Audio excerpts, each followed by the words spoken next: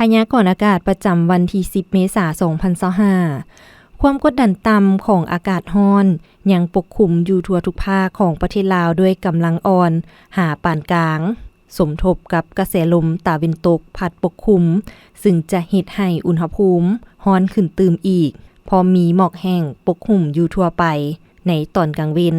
และจะมีฝนตกฟ้าร้องฟ้าเหลื่อมในระดับคอยหาปานกลางพอมีลมพัดแรงอยู่บางท้องถิ่นในแต่ละภาคพยากรณ์อากาศแต่ 7 โมงของวันที่ 10 หา 7 โมงของวันที่ 11 เมษายน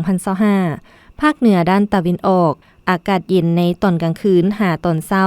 และจะมีฟ้าร้องฟ้าเหลื่อมในระดับคอยพอมีลมพัดแรงอยู่บางท้องถิ่นหรือเนื้อที่ปกคลุมของฝนเท่ากับ20%ของภาคอุณหภูมิระหว่าง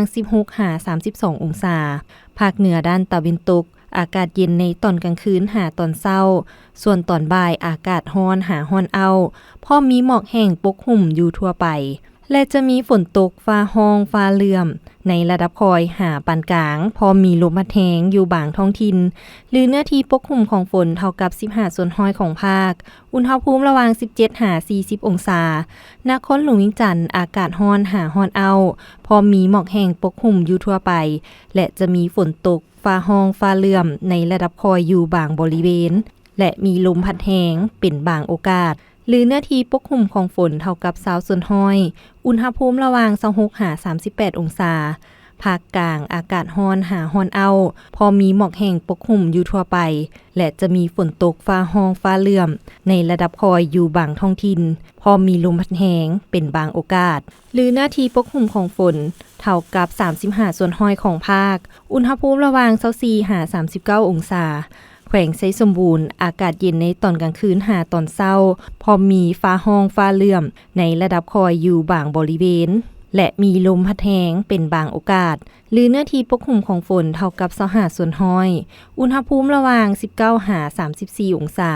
ภาคใต้อากาศร้อนเอาพอมีหมอกแห้งอยู่ทั่วไปในตอนกลางเว้น